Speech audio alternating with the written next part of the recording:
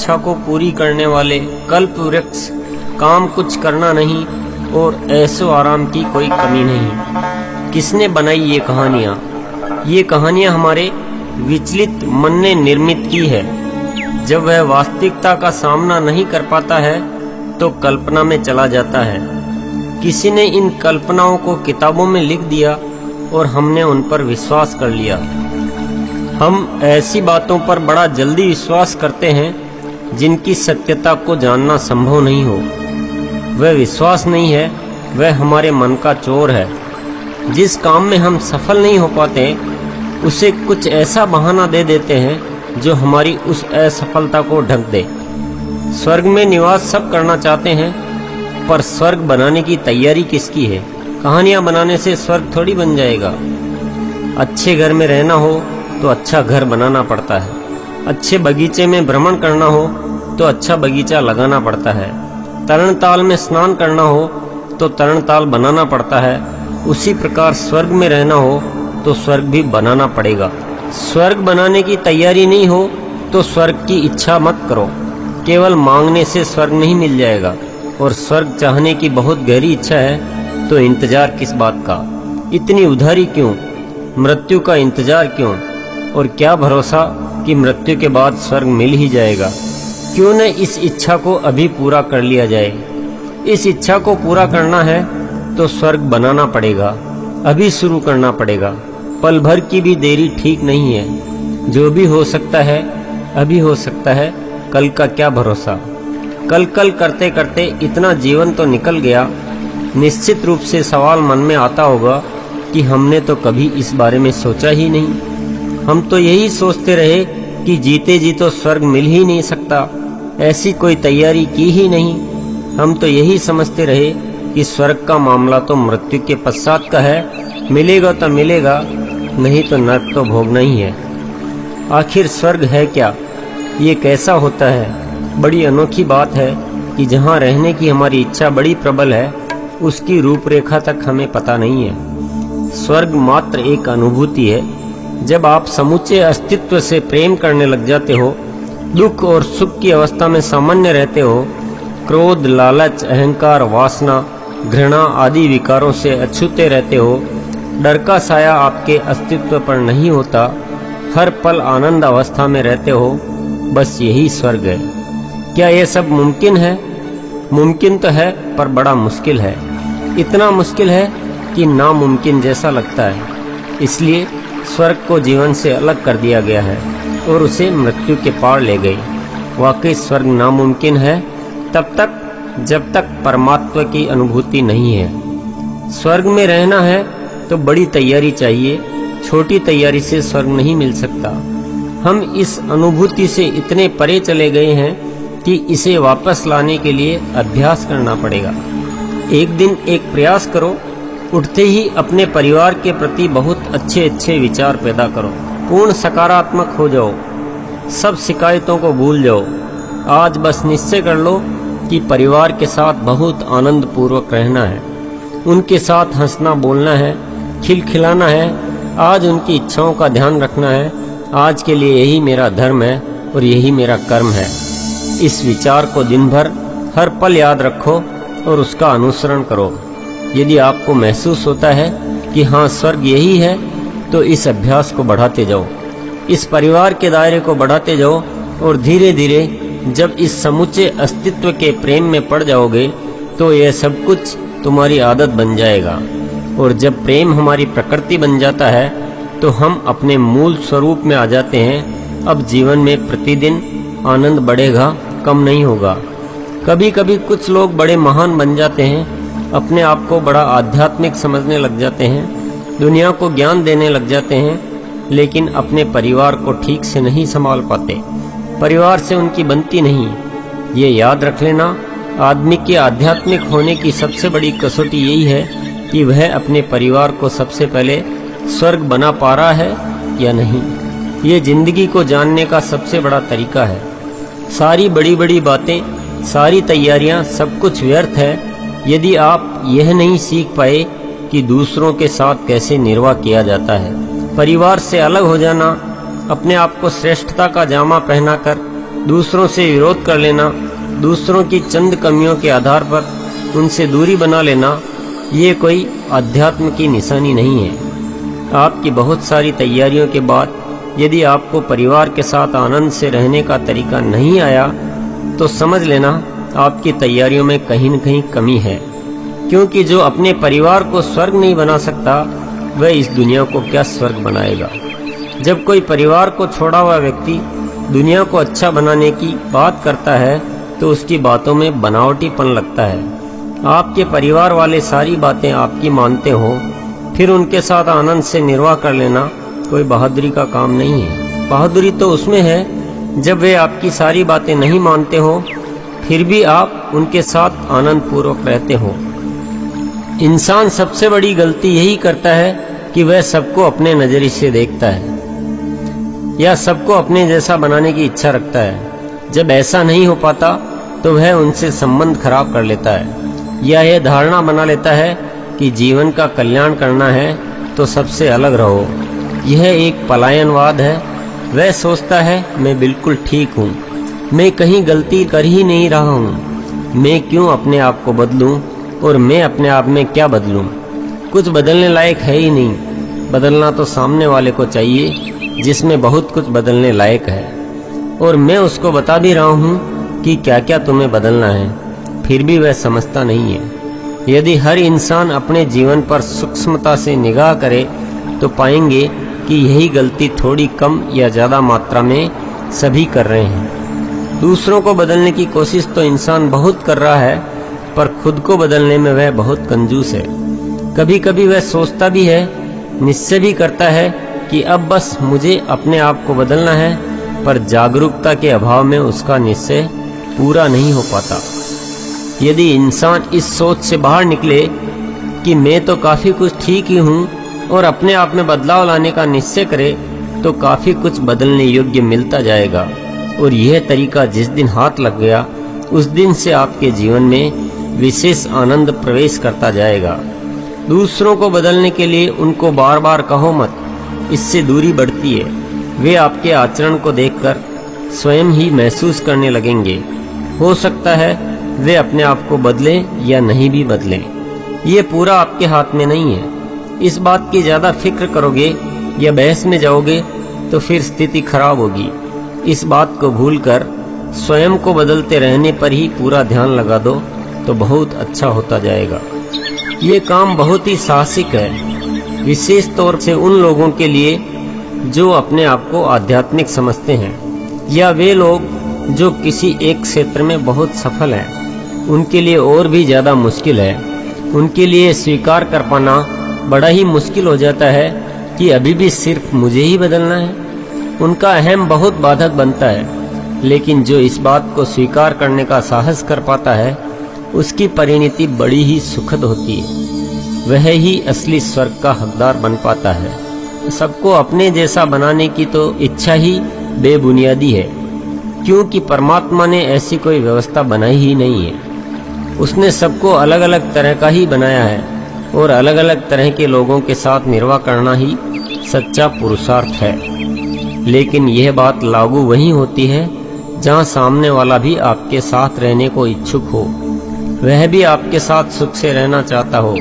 यदि वही मूल रूप से आपके साथ रहना ही नहीं चाहता हो, उसकी खुशी आपसे अलग रहने में ही हो, तो फिर उसे उसकी खुशी में जाने देने के अलावा आपके पास कोई रास्ता नहीं होता है। हमारे स्वर्ग की शुरुआत हमारे परिवार से होती है।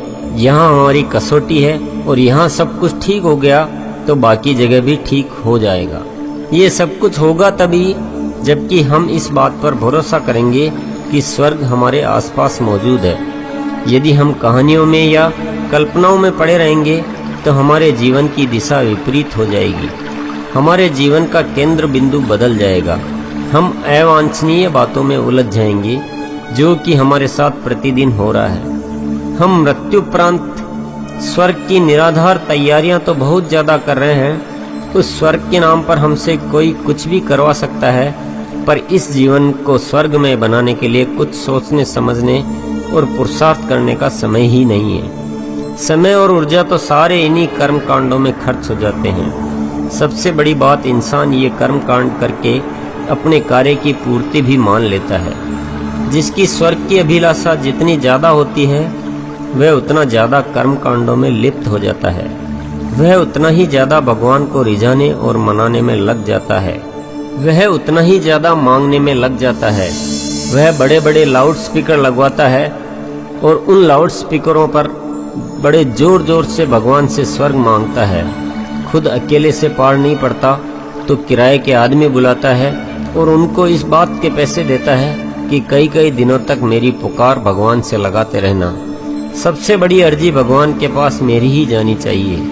ऐसा न हो जाए कि भगवान व्यस्तता में मेरी अर्जी कहीं भूल जाए, या क्या पता उनकी श्रवण शक्ति कमज़ोर पड़ गई हो तो आवाज़ में कोई कमी न रह जाए। उसको ये पता ही नहीं कि भगवान तो तुम्हारे विचारों तक को सुन सकते हैं, यहाँ तक कि उसको भगवान पर इतना भरोसा भी नहीं होता तो उस प्रार्थना के समय कई सारे गवाह भी बुलवाता है।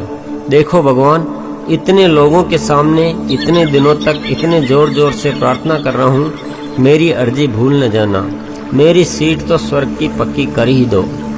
और वह अपने आप को बड़ा धन्य समझता है कि अब तो मेरा स्वर्ग पक्का हो गया है। जब इंसान अपने कार्य से इस तरह संतुष्ट हो जाता है तो फिर और तरफ ध्यान देने की आवश्यकता ही नहीं समझता है। जबकि वस्तुस्थिति यह है कि जितना ध्यान वह मांगने में लगाता है उसका आधा ध्यान भी स्वर्ग बनाने में लगा दे तो उसे स्वर्ग का इंतजार ही न करना पड़े। भगवान को हमने समझ क्या रखा है कि हम कुछ भी करते रहें और उनसे अपनी इच्छा अनुसार मांग रख दें। भगवान के साथ भी चापलूसी करने से हम नहीं चूकते। किसने बताए ये सब तरीके, किसने बनाई ये कहानियाँ कि पूरी दुनिया को ही नर्क बना दिया। दुनिया पर इतनी गुमनामी फैला दी कि हम ये भी भूल गए कि जीवन को स्वर्ग में भी बनाया जा सकता है। अभी भी जग जाओ, समय खराब मत करो, स्वर्ग सामने ही मौजूद है। बस गुमनामी का पर्दा आंखों से हटाओ तो ये सुंदर जहां दिखाई देगा। बाहर के लाउड स्पीकर बंद करो तो भीतर की स्वर लहरी सुनाई देगी। ध्यान रखना, यह यात्रा स्वयं को प्रारंभ करनी है। दूसरों का इंतजार मत करना कि सब साथ चलेंगे।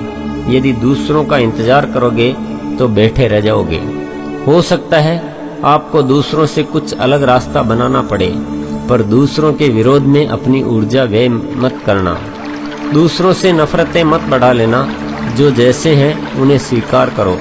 आपके जीवन की आभा देख वे भी धीरे धीरे बदल जाएंगे, लेकिन दूसरों से विरोध खड़ा करोगे तो वे आपसे दूर होते चले जाएंगे। अपने आप को विशेष मत बना लेना, विशेष होने का अहंकार मत पाल लेना। स्वर्ग में बसर करना है तो सरल बन जाना, बचपन में लौट जाना। स्वर्ग का संबंध भौतिकता से नहीं है, स्वर्ग का संबंध अनुभूति से है। अनुभूति को स्वर्ग में रखने के लिए भौतिकता का भी कुछ हाथ है, लेकिन भौतिकता मात्र एक सीढ़ी है, मंजिल नहीं है। मंजिल तो अनुभूति ही है। सीढ़ी को व्यवस्थित रखना बिल्कुल उचित है, लेकिन सीढ़ी को मंजिल समझ लिया तो मंजिल कभी मिल ही नहीं पाएगी। यह बात सत्य है कि घर में यदि खाने का राशन नहीं है और बात स्वर्ग की करें तो व्यावहारिक बात नहीं होगी।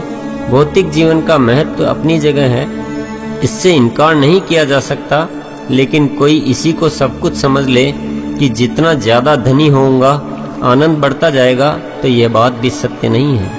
आनंद की यात्रा एक अलग यात्रा है जो परमात्मा की अनुभूति से जुड़ी है, और उस यात्रा को सतत जारी रखने की आवश्यकता नहीं होनी चाहिए, बल्कि वह स्वतः जारी रहनी चाहिए। जब अपने आसपास स्वर्ग बनाने का प्रयास करोगे तो आपको कुछ बाधाएं भी आएगी। दूसरे लोग बाधाएं खड़ी करेंगे, तब आपको अतिरिक्त जिम्मेदारियां लेनी पड़ेंगी। आप प्रयास करेंगे तो सफलता जरूर मिलेगी। भले ही प्रयास थोड़े ज़्यादा करने पड़ेंगे, लेकिन उसमें आपका नुकसान कुछ नहीं होगा, बल्कि आपके अनुभव बढ़ेंगे, आपका आत्मविश्वास बढ़ेगा। इस भावना से कोई इंसान प्रयास करता है तो उस प्रयास में बहुत आनंद की अनुभूति होती है, और धीरे धीरे रास्ते खुद ब खुद खुलने लग जाते हैं। कई बार इंसान अपने आप को आध्यात्मिक समझने लगता है, कुछ स्पष्टता उसके जीवन में आने लगती है, अपने आप को एक आनंद अवस्था में महसूस करने लगता है, पर ऐसी अवस्था में आने के बाद वह दुनिया के साथ जीने में असहज हो जाता है, उतना पुरुषार्थ करने में सक्षम नहीं रह पाता है। उसमें एक विरक्तता आ जाती है, एक भगोड़ापन आ जाता है। ये अवस्था ठीक नहीं है। जीवन का आदर्श एकाकीपन में नहीं है। यदि आपने अध्यात्म को ठीक से समझा है तो आप कभी दुनिया से मुख नहीं मोड़ेंगे, बल्कि दुनिया को स्वीकार करेंगे। लोग आपको अच्छे लगेंगे। आप असलियत से घबराएंगे नहीं, बल्कि सामान्य चित्त से हर स्थिति में छिपे हुए सकारात्मक पक्ष को देख पाएंगे। आप कर्म करने से घबराएंगे नहीं, बल्कि अपने सुकर्मों की छाया से अपने आसपास के माहौल को खूबसूरत बनाएंगे। दुनिया को वे लोग ठीक नहीं कर सकते जो गृहस्थ जीवन से मुख मोड़ लेते हैं, खुद उस जीवन को जीने का साहस नहीं रखते और दूसरों को शिक्षा देने के लिए आगे आते हैं। दुनिया को वे लोग ही ठीक कर पाएंगे जो दुनियादारी को ठीक से निभाना जानते हैं और उसका सामना करने का साहस रखते हैं।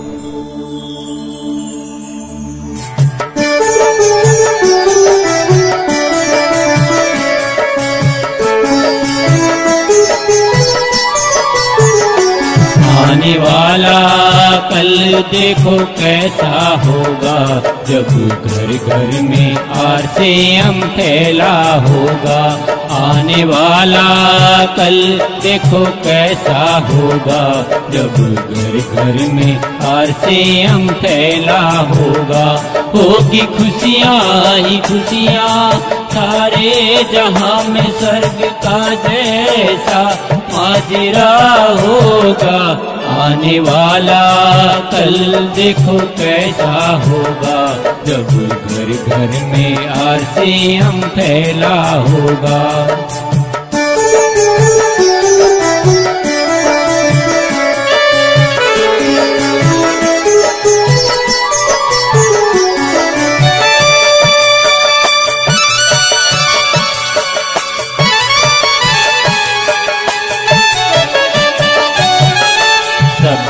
आपस में इस तरह मिल जाएंगे, जात पात के भेद सारे मिट जाएंगे। हर कोई अब करेगा बात प्यार की, ना रहेगी लड़ाई कोई जीत हार की। एक परिवार सा हिंदुस्तान होगा। आने वाला कल देखो कैसा होगा, जब घर घर में आरसेम फैला होगा।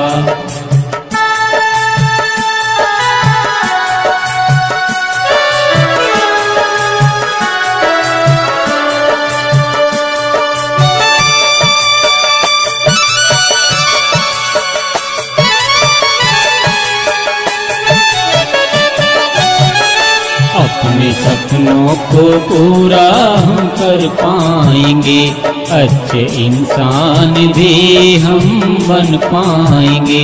बुरी आदत से छुटकारा मिल जाएगा, सबके दिल में आरसेम बस जाएगा। देखो कितना ये सुंदर जहां होगा।